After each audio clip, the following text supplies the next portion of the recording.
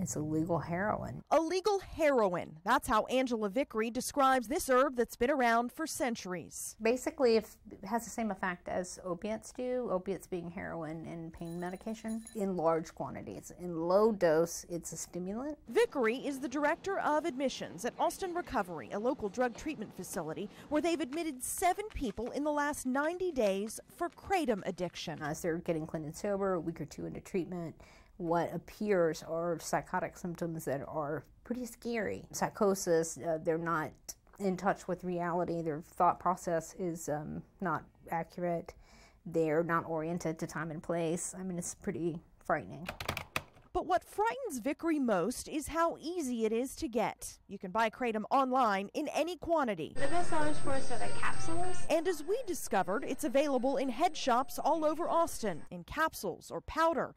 In fact, in this bottle of the liquid form, the cap tells you to twist for euphoria. I mean, most of the time people tell us that the only thing that happens to them if they took too much is they're really sleepy and sort of nauseous. But the Drug Enforcement Agency says it's far more sinister than that.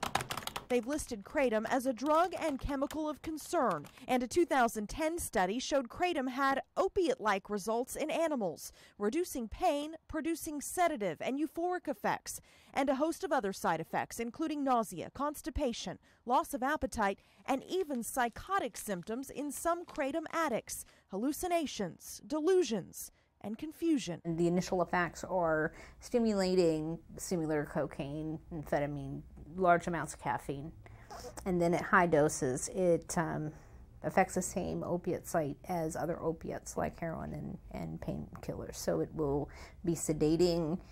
Euphoria is common. Vickery says it's using the substance in high doses that gets people in trouble. One of our regular customers comes in like every couple days. And that's what we heard from the folks who sell it too. Well, the problem with it is it's like a changing of an addiction. Like that they're gonna.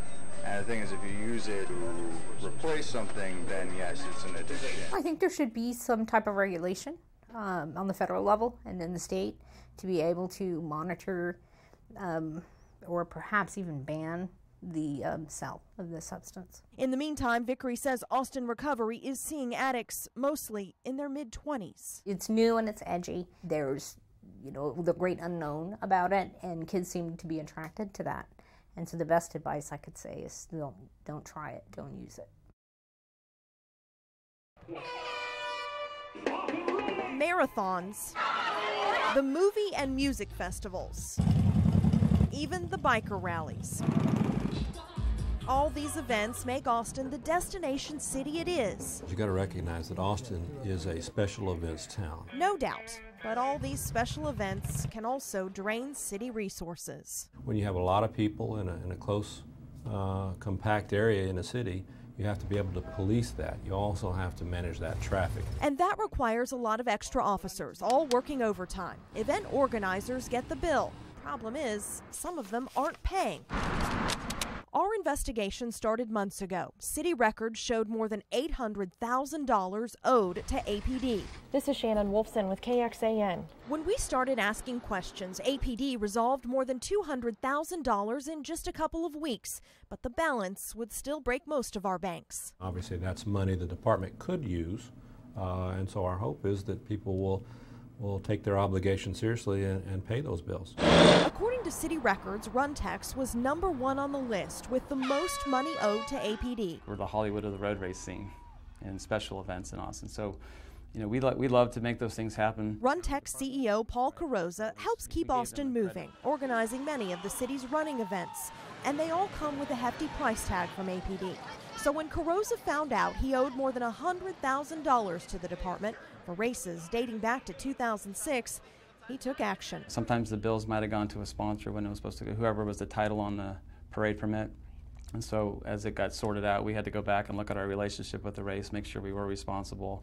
Once that was confirmed, then we were able to pay make sure we were responsible, then we paid the bill. $102,117 paid. But the Runtex bills highlight a problem with accounting at Austin Police Department. In 2007, we actually operated pretty much on a paper system, and paper and file system was not very efficient. Sometimes bills went to the wrong person or company. Whoever took out the permit and for years the balances weren't collected because the proper group wasn't getting the bill, and there was no follow-up by APD, no protocol in place for collections. That's the case for the next company on the list, Motorola, listed as owing the city more than $80,000 for security provided at 5K runs in 2004 and 2006. Problem is, the bills should have gone to Freescale, a company spun off from Motorola, the organizers of the runs, not Motorola, the event sponsor. After our investigation began, Freescale paid up, and they issued us this statement. Quote, "We appreciate KXAN bringing this matter to our attention.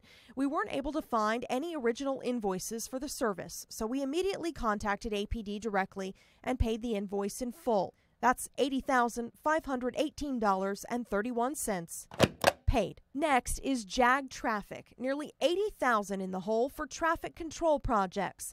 That company has yet to return calls from KXAN. Improper billing may also explain why Silicon Laboratories came in at number 4 on APD's list of debts, reportedly owing just under $44,000, along with Junior Achievement of Central Texas, number 6 on the list, shown to owe about $26,000.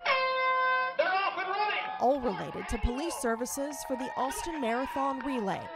The public relations representative for the event says Silicon Labs' alleged debts are owed by former event manager Runtex, and says Junior Achievement is contesting one bill but is otherwise paid up. The event's public relations firm sent this statement to KXAN. Quote, "According to an updated list that APD confirmed on May 1st, the Austin Marathon Relay does not owe the city of Austin anything at this time." Something fell through the cracks, obviously, and they didn't get paid. And then there's the Austin Symphony Orchestra. Until I get some official notification from the city or the police department, I'm not going to do anything about it, because we don't owe it. Anthony Caroa is the director, 5th on the list of owing the most money to APD, more than $31,000 related to their July 4th concerts in 2006 and 2007.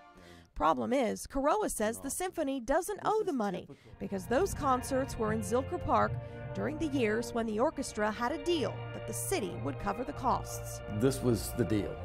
This is how it was worked out. And we were very grateful that the city was able to help, because otherwise we would have had to discontinue doing the concerts. $31,299.67 still owed. Or maybe it isn't. Abraham Macedo Sr. was looking for the American dream. They were wanting to try to do better for themselves. He came to Austin with his wife, his son, and 2 daughters from Mexico and opened this discoteca in East Austin. He was trying to protect his livelihood, and unfortunately, he was shot and it cost him his life.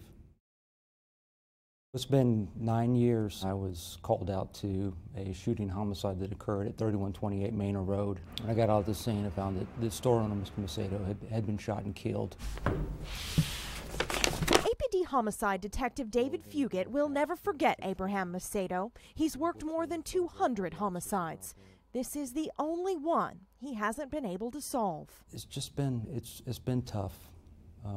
We don't have a lot to go on. Macedo and his wife were in the store late on November 14th, 2003. They were boxing CDs to sell at the flea market the following day when Sarah, the wife, heard the door chime. At the front of the store, she saw 2 men with guns, wearing masks, only their eyes visible. They wanted cash. She told them there wasn't any. At that point, one of the assailants went to the back of the store and confronted the husband. She heard multiple gunshots, and then she heard the door chime as the robbers fled the store. Back inside, Abraham Macedo was dead as his wife cradled him in her arms. These never-before-released crime scene photos show a robbery gone terribly wrong, the end of an American dream. Austin 911. Yes, my parents have a business. It's on 3128 Manor Road. They're shot. My dad just been shot there. For the first time, Austin police are also releasing 911 calls from that night. One from Abraham Macedo Jr., just 17 when his father was gunned down. My dad just got shot. Another call from a man named Jack who worked in the area and went into the store to help Mrs. Macedo. Hold on. What happened to you? You get shot? You get shot? You get shot. Okay. Where at? at? He's in his chest, looks like right the heart.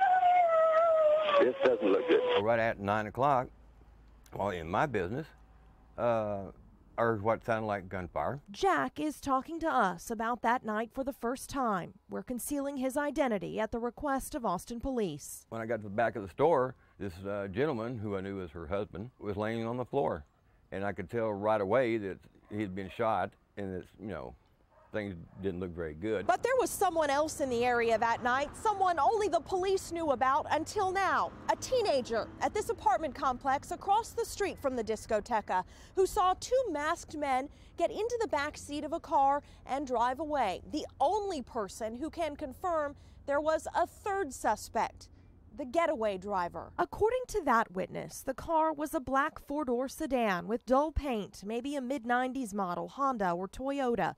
The taillights were squared off. Police haven't talked about her publicly, but now want anyone who might know anything about the case to know themselves. The police do have descriptions and a credible witness. I guess the reason I never heard any more about it was because nobody ever got caught. And that makes me feel sorry for the family. It's a solvable case, there's any question. I'm just hoping to solve it sooner as opposed to later. A case that ended Abraham Macedo's American dream, but finding who killed him could put an end to his family's long nightmare.